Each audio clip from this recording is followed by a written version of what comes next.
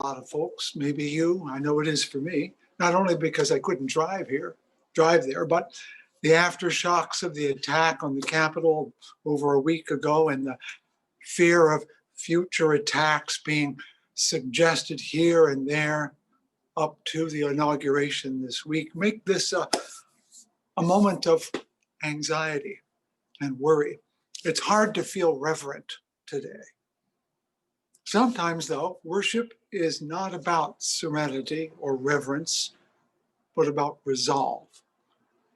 Howard Thurman, great American thinker, preacher, of whom I'm quite fond, wrote in his own diaries that he published, "Keep fresh before me the moments of my high resolve, that in fair weather and in foul, in good times and in tempests, in the days when the darkness and the foe are nameless or familiar, I may not forget that to which my life is committed." That is why we worship, not for the serenity, but for the strength.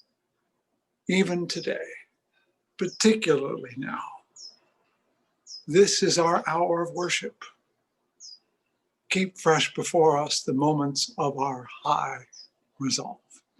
And now we gather as a community to light our chalice together. If you have a candle nearby, I invite you to light it now. And then please join me as we say our opening words of commitment to each other while we light the candle, light the chalice. We kindle this flame, symbol of our faith, for the light of truth, the warmth of community, and the fire of love, which calls us to work for justice.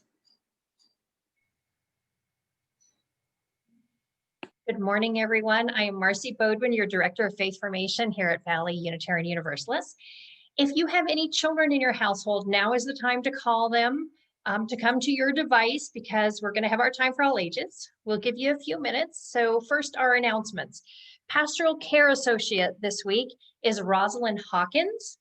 You can reach Rosalind by using this email, pastoralcare@vuu.org. Please remember that you can also use the chat feature here on Zoom. If you go down to chat or participants, depending on your device, all the names are listed in alphabetical order. But remember that the chat is restricted during the prayer or meditation time and also during the sermon. But you can feel free to post any joys and sorrows before and after those parts.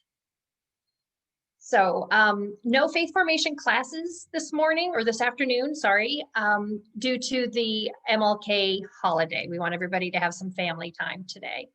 And a reminder that there is a congregational conversation next Sunday, immediately following worship.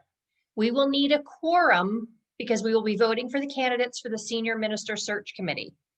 Remember that if you have more than one member in your household, everybody needs to be logged onto their own device in order for their votes to be counted.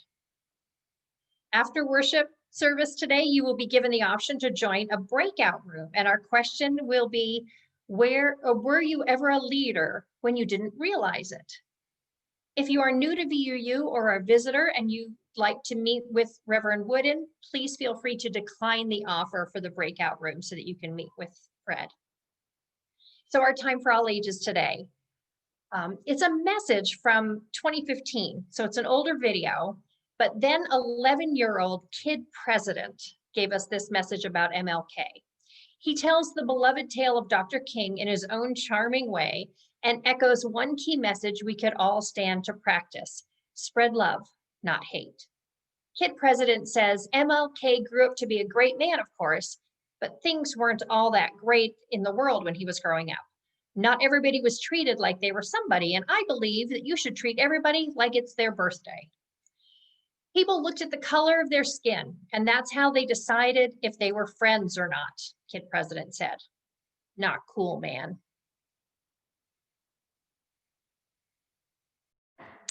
Thank you, Kid President.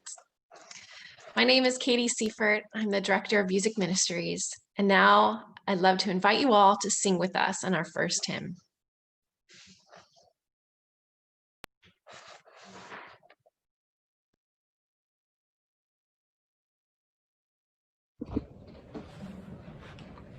Lift Every Voice and Sing was written as a poem by James Weldon Johnson in the year 1900.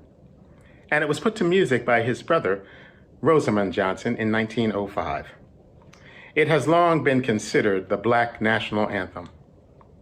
I would like to invite you to rise as you are able, in body or in spirit, and sing this great song with us now.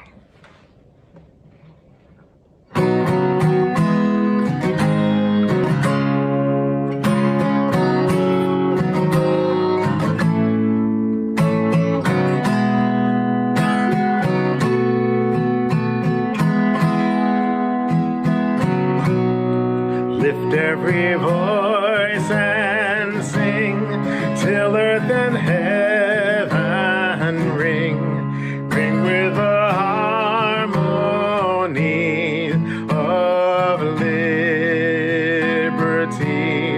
Let our rejoicing rise high as the listening skies. Let it resound loud as the rolling sea. Sing a song full of the faith that the dark past has taught us. Sing a song full of the hope that the present has brought us. Facing the rising sun of a new day begun, let us march on till victory is won. Stony the road we trod, bitter the chastening rod, felt in the days when hope unborn had died. Yet with a steady beat have not our weary feet come to the place for which our people sighed. We have come over a way that with tears have been watered. We have come treading our path through the blood of the slaughtered.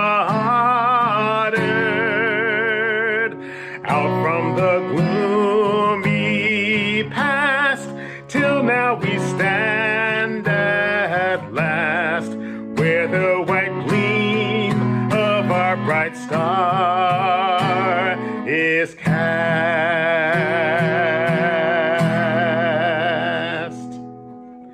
Thank you.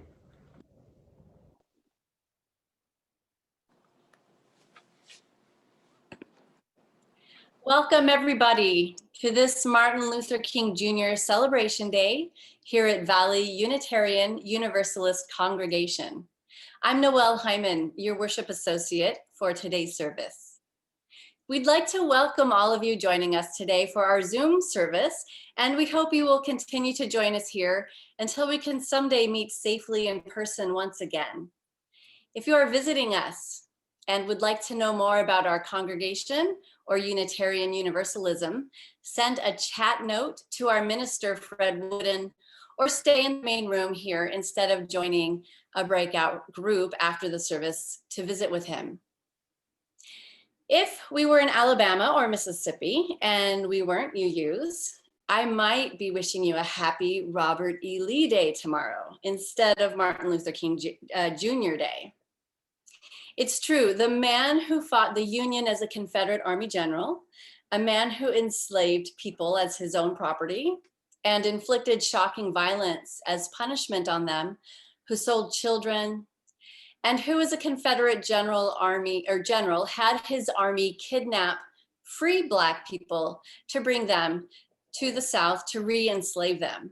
He shares tomorrow's holiday with Martin Luther King Jr. in 2 Southern states.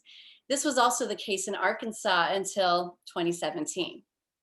Here in Arizona, our state didn't acknowledge Martin Luther King Jr. on this day until 1992, at which point we lost millions of dollars when the National Football League Super Bowl boycotted our state to protest.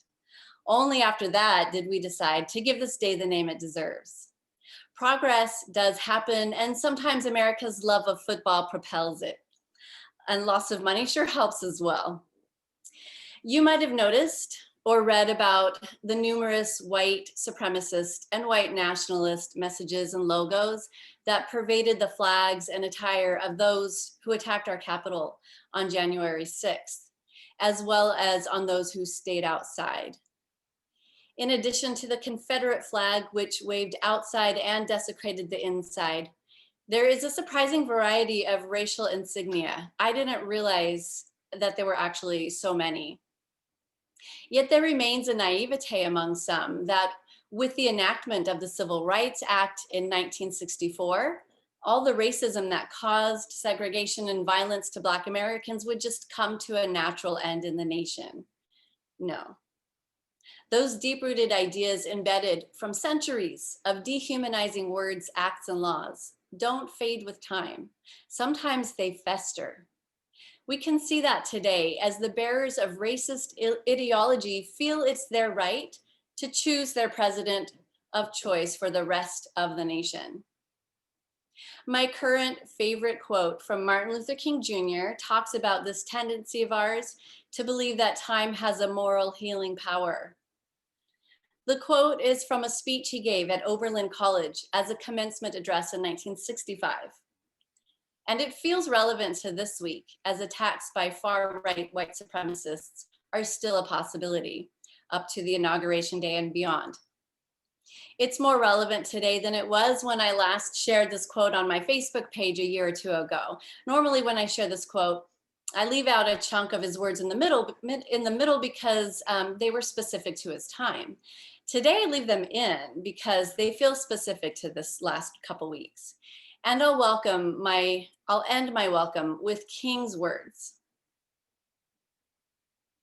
Let nobody give you the impression that the problem of racial injustice will work itself out.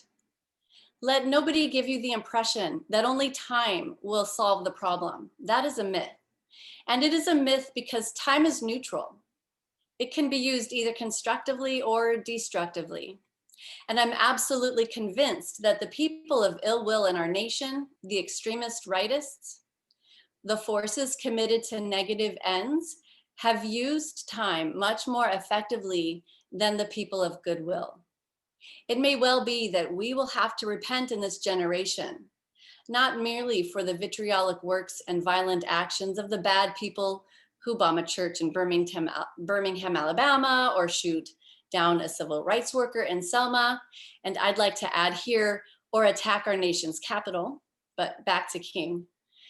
But for the appalling silence and indifference of the good people who sit around and say, wait on time. Somewhere we come to see that human progress never rolls in on wheels of inevitability. It comes through the tireless efforts and the persistent work of dedicated individuals. Without this hard work, time becomes an ally of the primitive forces of social stagnation. So we must help time and realize that the time is always right to do right.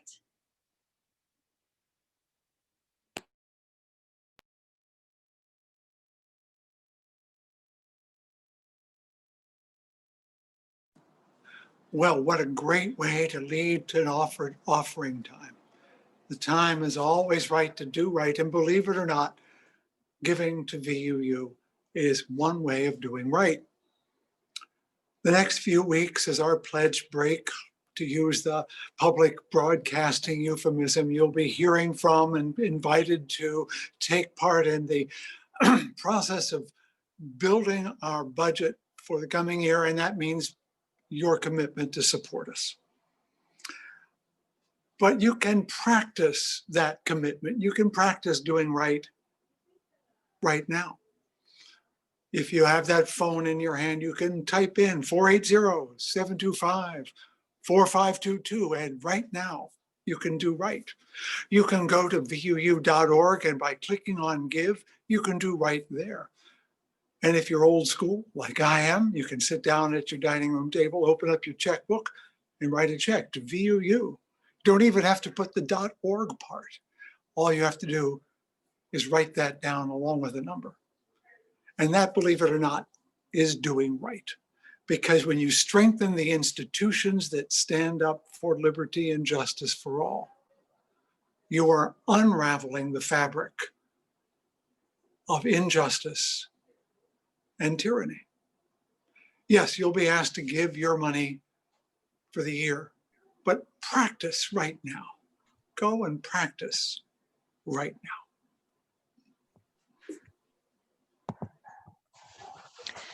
Kid President reminded us that on April 4th, 1968, at 6:01 p.m., the day after Martin Luther King Jr. delivered his "I've Been to the Mountaintop" speech, King was shot standing on the second floor balcony of the Lorraine Motel in Memphis. Surrounded by friends and associates, he spoke his last words to his friend and musician, Ben Branch, who was to perform at the event King was scheduled to attend that night. King said, "Ben, make sure you play Take My Hand, Precious Lord in the meeting tonight and play it real pretty." Precious Lord, Take My Hand, known as Martin Luther King Jr.'s favorite hymn, was written by Thomas A. Dorsey in 1932, following the death of Dorsey's wife in childbirth and their baby shortly thereafter. May the words and melody comfort us this morning, especially in these unprecedented times. Please sing along or listen to this important rendition by the Boston Children's Choir of Precious Lord, Take My Hand.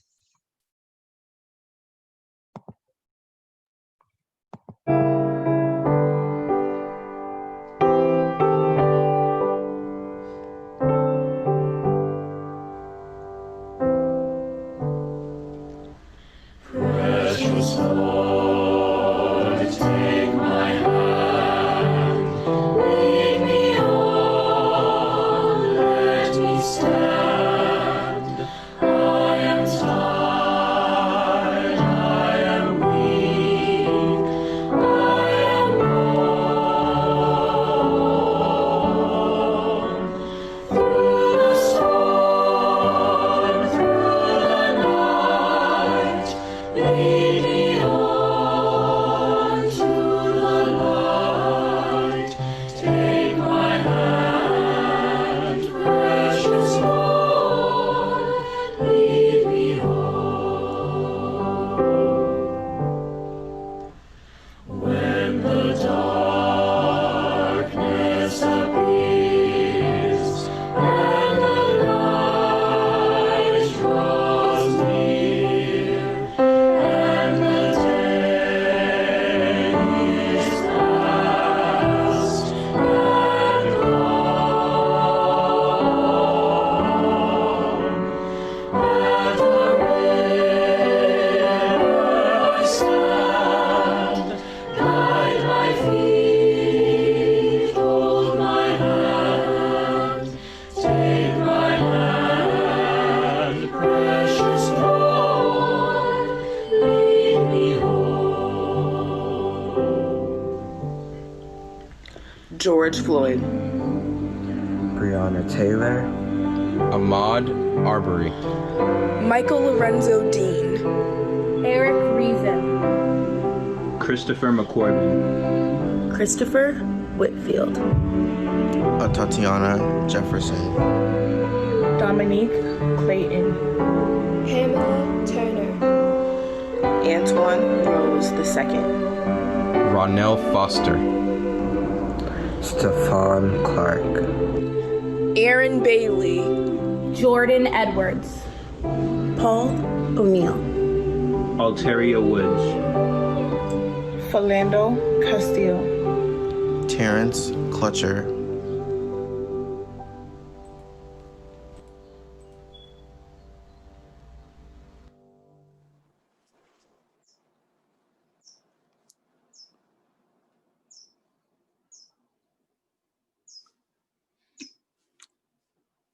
Well, it would be hard to offer a more significant prayer than that music.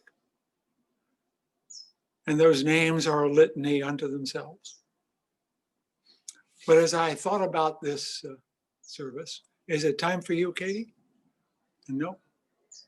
But as I thought about this service earlier this week, some words from a distant poet, Gilbert Keith Chesterton, came to mind. In a song like verse he wrote, he talked about at a time when all is seared and smeared. And surely it feels that way from time to time, doesn't it? But he writes in that same poem that there lives in the midst of all this searing and smearing experience a dearest freshness of deep down things that's still there. One of the things that reminded me of that was that yesterday, as we were out here on my porch, someone was trimming a tree and came up and handed us this Meyer lemon. Never held a Meyer lemon before, but it happened to grow just this past week. And it grew despite the people in the Capitol. It kept getting yellow, even as people were trying to tear down the world. Sometimes our hope lies in the deep freshness that's all around us. There's a prayer there too. Our prayer this morning, this time, is to still our minds and listen to the babble of the faint brook that flows even in the deserts of time. There was a hummingbird went past my face yesterday. We saw Marcy Bodwin's 5-year-old grandchild trying to pull her hair during the rehearsal this morning. We all met Gavin Seifert earlier this week. The dearest freshness of deep down things is there. And it is for those things that we keep before us the moments of our high resolve. So give it a moment. Listen. Hear the babble of that living water as we listen more to the music that reminds us of what we are to do. Let that be our prayer.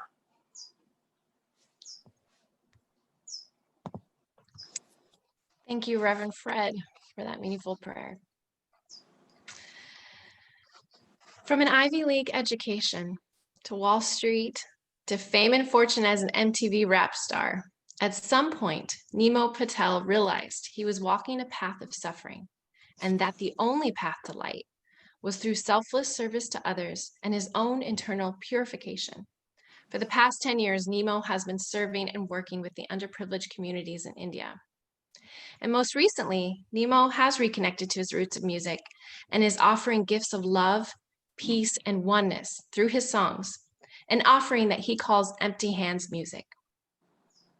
Empty hands because of the profound wisdom we all can gain when we understand this deeper truth, that we arrive on this planet empty-handed, and we will all soon leave empty-handed. So then, how and in what spirit do we want to spend the time in between? This next song is a song from Empty Hands music, co-written by Nemo Patel and a dear mentor of mine, Daniel Nahmad. Sit back, relax, and allow this music to bless you.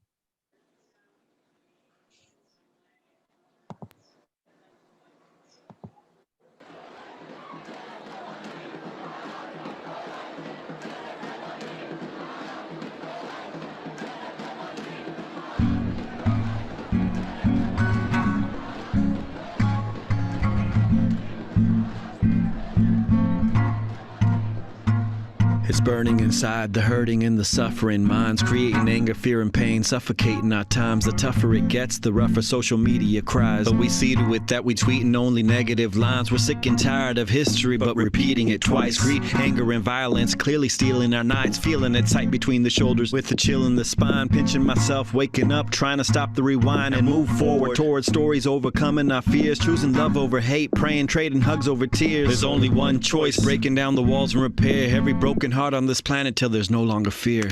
Walls can't hold us in. Fear can't keep us down. Love will rise again. Yeah, it's rising right now. We shall overcome. Every time I think it's gonna take much longer, We shall overcome. every time I question, am I getting stronger? We have just begun. Gonna make a change, we gotta push much farther. We shall overcome. We shall overcome. We shall overcome. We shall overcome. We shall overcome. Young Gandhi couldn't fathom how to deal with himself when he was thrown off the train and the pain that he felt. Mrs. Parks disrespected, dragged into jail because of the color of his skin, organs, tissues, and cells. One day, a young girl was shot on a bus by a man, a terrorist, part of the Taliban. He said, on this land, you have no right to stand for what you believe in. Girls have no chance here. Well, now, that's just the story of three souls who shook our planet after being down on their knees. And it's not gonna stop. Those seeds have now become trees, and as human beings, we'll keep on digging till we find peace. Yeah, the cynics always say that nothing ever changes. The human nature's bound to stay the same. But it couldn't be more plain that violence never pays, injustice never stays. It's bound to fade away. What if history awaits? What if today's the day? We already know the way, so let's all lead the way. We shall overcome. Every time I think it's gonna take much longer, We shall overcome. every time I question, am I getting stronger? We have just begun. Gonna make a change, we gotta push much farther. We shall overcome. We shall overcome. Come on now. I will carry on. I will carry on. I will carry on. I will carry on. After we're gone, the roots of the tree we plant will be strong. Yeah, come on. Yep. We shall overcome. We shall overcome. We shall overcome someday. Deep in my heart, I do believe that we shall overcome someday. Makes me wanna sing now. We shall overcome. Every time I think it's gonna take much longer, We shall overcome. every time I question, am I getting stronger? We shall overcome. Make a change, we gotta push much farther. Someday. 'Cause I'm feeling it deep in my heart. Deep in my heart, I do believe. I do believe. I do believe. We shall overcome someday. Come on, put your hearts together. Here we go. Woo! I knew it. God had a plan for us to do it. To hit rock bottom before we rise and continue. To first learn greed before we learn to be human. To do wrong deeds before we learn to spread beauty. There's always a plan, and now it's time to take a stand for the right of the planet, every woman and man. We ain't gonna stop, only growing our demands for all beings to feel peace in every heart and land. Thank you, Lord, for the strength and the courage to bring us together and keep our souls nourished. These tough times will only drown in our chorus, because we all believe that the truth is before us. We shall overcome this pain. We shall overcome this day. We pray for love to lead the way. We shall overcome.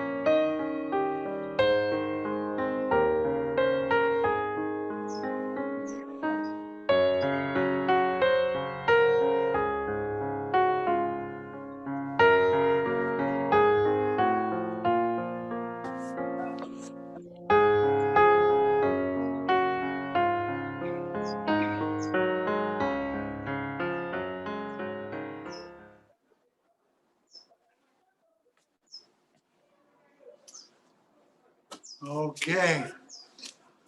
Wow, we've already had a really rich service. It's hardly necessary for me to add a word.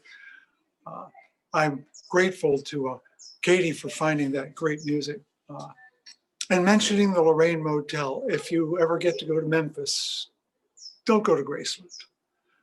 Go over to the Lorraine, which is a museum unto itself. And I also am grateful that you chose that rendition of Lift Every Voice, Community Church of New York, just over the river from my old church in Brooklyn. Is familiar haunt. And the singer reminded me and reminded you of the author of the text, James Weldon Johnson, who was considered the dean of the Harlem Renaissance, a man of letters. And what's important to me is that that middle name Weldon is my first name, Weldon. Now, I wasn't named after James Weldon Johnson. I was named after my grandfather. But when you share a name with someone of that esteem, you kind of root for them. Same way my middle name is Frederick, which was my other grandfather's name, but you all know about Frederick Douglass too. So I carry those names as reminders that I have a duty to live into those legacies. Now, as I said at the beginning of our service, the aftershocks of the attack on the Capitol and the fear of future attacks leading up to the inauguration this week make us a little anxious, even with those beautiful pieces of music to calm us. But those who have been watching the rise of the radical right know that it has been years in the making. This was no accident, no exception. Last week, if you were present, I pointed out how the conservative party in our country has abetted this movement for its own sake. And we have seen the results. There is a straight line between Oklahoma City in 1995 and the Congress of that era and Washington, D.C. of 2021 and the president of our era. Radical right activity has been out there for a long time. But in the last decade or so, especially in the last half decade, it has come out in public in a new way. Thanks to many of our leaders ignoring it and sometimes casually supporting it, sometimes even claiming that political correctness was the real problem, as if somehow condemning racism publicly was a snooty and elitist thing to do.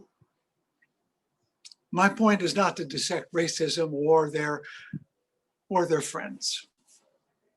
That parasite has infected our history and culture so broadly as to be both everywhere and utterly invisible to many. I mention it today because this is the King holiday, which does honor Dr. King, but sometimes the way it is observed, it actually papers over the reason he lived and died. In honoring the man, sometimes we overlook why he lived or how hard it was for him to live that life. In honoring his death, we tend to think, well, we buried him and buried racism with it. And we know that isn't true. This is so easy, though, that one of my Trump-loving friends reverently posted a picture of Dr. King on her social media feed right after posting another reference to the conspiracy to keep the president out of office and claiming his rightful second term. People can hold both things at the same time. That's how deep the structures of racism lie, that they can actually revere Dr. King as someone they admire, even as they support autocratic activity. Now, I'm going to have to get a little pedantic for a few minutes, and I'm sorry, but one of my jobs is to make sure you have information, not just inspiration, but information. Now, racism is as old as the United States. It's older than the states themselves. It goes back to 1619 in our part of the world. But its origins are even older than that and broader. In our modern times, racism reflects something that the philosopher Friedrich Nietzsche called the will to power. This concept is more subtle than it sounds, but it began even before him with other philosophers named Schopenhauer and Spencer. It shows up in the works of Marx and Hegel. So it's not an outside idea. It's right in the middle of our thinking as Westerners. Those thinkers of the 19th century saw in the conflicts between people a principle that we would now call the zero-sum game. What it comes down to is, I win only if you lose. My victory requires you to be a victim. Racism rests on this idea, even though it's much older than that one's ethnic group is innately superior to other ethnic groups and thus should have power and wealth, and yours should not. I said one's own because I've never met anyone who advocated for someone else's racial superiority. We always advocate for our own. As someone observed in the mainstream press recently, this is a common assumption that unites the radical right at every level. It's what brings about, brings the neo-Nazi, the Ku Klux Klaner, the Proud Boy, the Christian nationalists all under one banner, that some are destined to rule and others are destined to be ruled. In the will to power, I am in charge and you must obey. But the roots of that are even older than that. If you dig, go down, it's downright biblical how far back it goes. It goes all the way back to the origins of the Christian faith and even before that. Now I want to talk about an interesting character you probably didn't expect me to talk about today, and that's the Apostle Paul, because he in fact is addressing this in his work. And there's a straight line from Paul to King to us, and I'm going to try to stretch that out for you. The issue was different in his time in terms of the characters, but it was the same struggle. It was the conflict that he encountered in the churches he founded, like in Galatia and Corinth. In both cases, he moved on to start new churches, and the ones left behind started listening to other apostles that came after Paul, telling him, no, Paul was wrong, we're right, we're better than he is. And in both cases, they created divisions in those communities that divided those churches and threatened their existence. And in the small company of Jesus followers of the time, that could spell doom for those communities. So he wrote letters, and those letters reached us in what we call the New Testament. In writing to the Galatians, for example, he starts with a scorching remark, Paul does. He says, I'm astonished that you are so quickly deserting the one who called you and are turning to a different gospel, that there is not another, and that some of you are confusing what you want and what I told you with those who were telling you otherwise. Doesn't that describe what's going on in our government right now? People preferring one story over another because they like it better, whether it's true or not. They say, oh, I like that story better, so I think that one is true. These super apostles, as he calls them, are claiming to be better than Paul. And he speaks to them too, very sarcastically. Am I now seeking human approval, he says, or God's approval? Or am I trying to please people, he says? If I were pleasing people, I would not be one who served the faith. In other words, when I told you what I had to say, it was not to make you like me, it was to make you serve the faith. These guys want you to serve them. Again, we're looking at the same phenomenon now. Don't believe those people, believe me, because I'm better. I'm the one you should worship. In other words, their arrogance condemns them, and his humility commends him. Paul encounters the same issue in Corinth. He was dealing with a community divided by those who followed one person as opposed to following another. They were divided. But he reminds them when he said, consider your own call, brothers and sisters. Not many of you were wise by human standards. Not many were powerful. Not many of you were of noble birth. But God chose what is foolish in the world to shame the wise. God chose what is weak in the world to shame the strong. God chose what is low and despised, things that are not, to reduce to nothing things that are, so that no one might boast in the presence of God. I think this is still going on today. That we all again and again find it as those who seek the more humble, the plainer, the less grandiose path, who ultimately are right. But we are always sucked into the promise of grandeur and grandiosity and greatness. Greatness may in fact be the trap. The roots of American racism are very old indeed, even to the point where Christians who revere Paul actually ignore exactly what he's saying. We treat Paul and King the same. Icons to revere, but not teachers to hear. When I spoke last week about the need of religious people to speak up, it is this hypocrisy that must be named. Too many white Christians think that they are in charge, that they should be in charge, that they are great, that they should be great, despite the fact that Paul says that a true follower of Jesus would be humble and would be someone who would yield rather than control. I say Christian right now because we live in a nation that's still overwhelmingly Christian and identifies often as Christian, to the extent that Christianity is still being used to bolster and sustain supremacy and racism. It is un-Christian. It is an absolute heresy. It is un-American. This needs to be said again and again. And that is what makes Dr. King all the more important, because he, like the Apostle Paul, is revered but not very carefully read. Both are quoted rather more conveniently, cherry-picked for the phrases that people like to use to justify things that neither he nor Paul would espouse. So why bring Paul into this sermon, though, at all? At any rate, shouldn't I just be talking about Dr. King? Well, I'm bringing it up to you because we struggle with Paul. But we like Dr. King, we have to understand they are really articulating the same message. Dr. King chose to be a Christian. He went to Boston University Theological School. He worshiped with Unitarians and Universalists. He seriously considered joining them, but then understood that his message needed to be anchored in the faith of his forefathers, in the community around them, and in a narrative that was so large and encompassing that it could not be put to one side.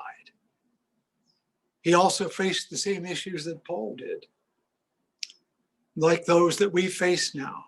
Lots of self-righteous people, especially those in positions of power and authority, told him then that he was wrong, that he was dangerous, he was a communist, he was a troublemaker, that he was trying too hard, going too fast. There was a lot of self-righteousness in the religious community of his time, not just the political community. And today that has an application itself.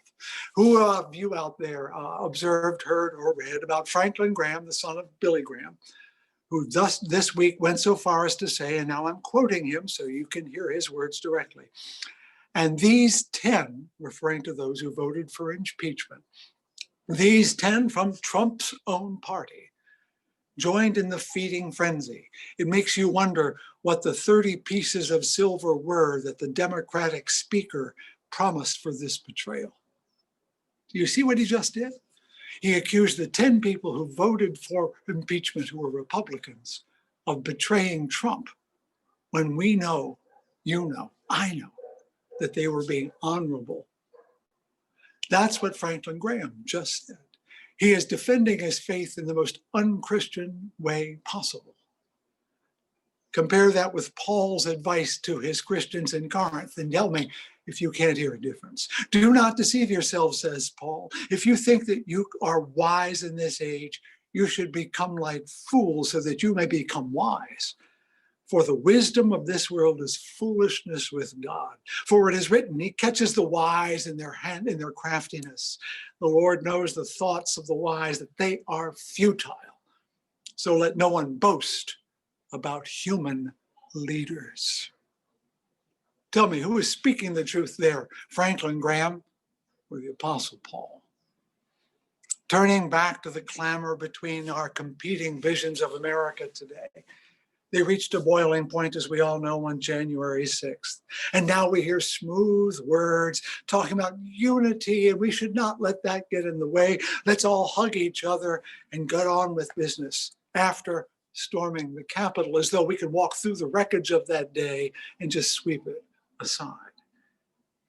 These disingenuous remarks are what King meant when he wrote from the Birmingham jail, chiding, quote, the white moderate who is more devoted to order than to justice, who prefers a negative peace, which is the absence of tension, to a positive peace, which is the presence of justice. Both Paul and Dr. King do not stop those simply at naming the evil of their day. They go on, and that's where my message is most important today. They look to, offer, and follow a vision that looks beyond the current divisions they face. For Paul, it is in the famous passage in Corinthians about gifts and how each of us are needed in our difference to complete the body of Christ, as he called it, that all are required, that all are essential. He uses the metaphor of the human body and says, indeed, the body does not consist of one member, but of many. If the foot were to say, because I'm not a hand, I do not belong to the body, because that would not make it any less a part of the body. And if the ear were to say, because I am not an eye, I do not belong to the body. But as it is, God has arranged the members in the body, each one of them, yet one body made of all. God has so arranged it that there may be no dissension, but that the members may have the same care for one another. If one member suffers, all suffer with it. If one member is honored, all rejoice together with it. That is the vision Paul had in his heart about what that community could be. Different yet united, one yet many. E pluribus unum, out of many, one. And that was Paul. Likewise, Dr. King saw the evils of the day, but saw beyond it to a vision just like that of Paul. In his famous speech, but also in his other words, he echoes that vision. And from that same letter to the people from the Birmingham jail, he says in his most ferocious document the following. He goes on, in a sense, all life is interrelated. All men, as he put it, are caught in an inescapable network of mutuality, tied in a single garment of destiny. Whatever affects one directly affects all indirectly. Can you hear Paul there? I can never be what I ought to be until you are what you ought to be. And you can never be what you ought to be until I am who I ought to be. In our tradition, which does not rely upon the Bible, we forget that the Universalist tradition is that very message, the same one. Hosea Ballou articulated it 200 and some years ago, that all are creatures of God and that no sin can banish us from that love. All belong to the whole. This is why, believe it or not, a whole lot of Universalist churches in ancient times were named St. Paul Universalist Church, because they saw in him that same vision that Hosea Ballou had and that Dr. King obviously had. This is our dream too, by rights, not just by accident. So that Dr. King, yes, he belongs to us with that same vision, but so does Paul and Ballou. It is one vision with many prophets. Yes, they're all imperfect. No human being gets it perfectly right. But the vision is larger than the person who sees it. And from time to time, you and I get a glimpse of that, don't we? Whether it was that great video we just saw with those people marching together, we all get reminders that the universe is inexplicably but undeniably a single living thing. And we are at most a cell in a body of immense size and complexity. Once you have that vision, not just in your head, but kind of in your body, if only for a moment, you can never again endure the denial of it. You can't accept an alternative. And I think that's what happened to Paul. The story says he was blinded by a light. I think it really did happen. An inner light went on that blinded him to what he thought he knew and revealed what he was looking for. Martin had a moment like that too, a startling moment when he had to understand what the dream came from. It was in January of 1956, in the midst of the struggle in Montgomery, Alabama, where he served the Dexter Avenue Baptist Church. A midnight phone call woke him with a threat to his life. He writes, I had got to the point where I couldn't take it any longer. I was weak. With my head in my hands, I bowed over the kitchen table and prayed aloud. And then he writes that it was in that moment that he sensed a presence, not his own, God, who assured him that he was not alone. So whether you're a theist or an atheist or not, you have to admit that that experience was real for him. A sense of belonging to something greater than himself that would sustain him no matter what. About 16 months ago, back in November of 2019, I went and paid homage to that same parsonage where he lived. It's a little white house that had been firebombed and bombed, where he was unable to continue that evening until he felt that presence. It is only a quarter of a mile from the White House of the Confederacy, where Jefferson Davis lived. Think about that. It's a small plain house. You couldn't have noticed it unless there was a plaque outside, which there is. But I want to ask you, the majestic Confederate White House and the little white parsonage, which one had more impact on our nation? It is one line from Robert E. Lee to Selma to Oklahoma City to the Capitol. One straight line of fear and anger and hate. But it is also one straight line from the Apostle Paul to Frederick Douglass, to James Weldon Johnson, to Ida B. Tarbell, to Martin Luther King Jr. Yes, the forces of arrogant power are drawn up again in haughty hope that they will succeed. They are sure of their righteousness and strength, that they are wise and strong. They're just like the folks in Corinth and Galatia. They're just like the people of the Confederacy. They're just like the supremacists who marched on the Capitol. They look formidable. They feel strong. And like Martin and Paul, we may be unsure what to do. We may feel weak, even on the point of despair. But remember the whole story, all of the story. Caesar is gone. Paul lives. The Confederacy was demolished. Martin lives. They put their hope in something larger than their own greatness. A vision of a world united in one body, but made of billions of souls. They knew that they were not in charge, just as everybody else thought they were in charge. They knew they served a vision larger than themselves. And that is the spiritual task before us. Can we serve a vision larger than ourselves? Can we relinquish our hope of strength and victory in order to serve something stronger and more powerful than we ourselves understand?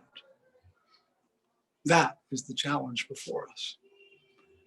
Fortunately, we have a lifetime to go on that journey. It is my honor to be with you for some of those steps. So with gratitude, I say, may these words of my mouth and the meditations of my heart be found true in thy sight and in the sight of that larger vision, which is my strength and my salvation. Thank you for being present with us today. And make this an hour of worship by sharing our closing hymn, Building a New Way, as we are led by Katie Seifert.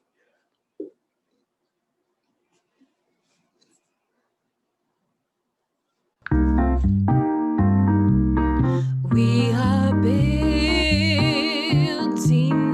a new way. We are building a new way. We are building a new way, feeling stronger every day. We are building a new way. We are working to be free. We are working to be free. We are working to be free. Hate and greed and jealousy. We are working to be free. We can feed our every need. We can feed our every need. We can feed our every need. Start with love, that is the seed. We can feed our every need. Peace and freedom is our cry. Peace and freedom is our cry.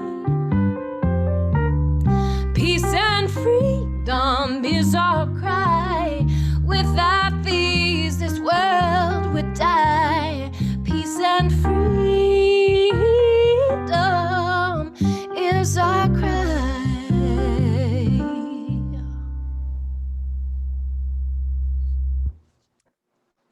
A final word before Noel leads us in extinguishing our chalice. At best, friends, we are gardeners of the Spirit, co-conspirators of hope. We are not in charge. We serve hope. Kneel down as you would in your garden, for it is in the humble turnings of the soil of the Spirit that we exert our truest power and strength.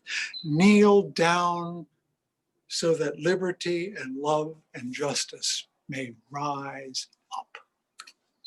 Noel, help us end our hour of worship, please. Thank you. Everybody, please join me in our final words to end this powerful service as we extinguish our chalice. Though we extinguish the chalice, our connection to each other and this community remains. May its light guide us this week as we walk the path of justice, speak words of love, and fill our world with compassion until we meet again.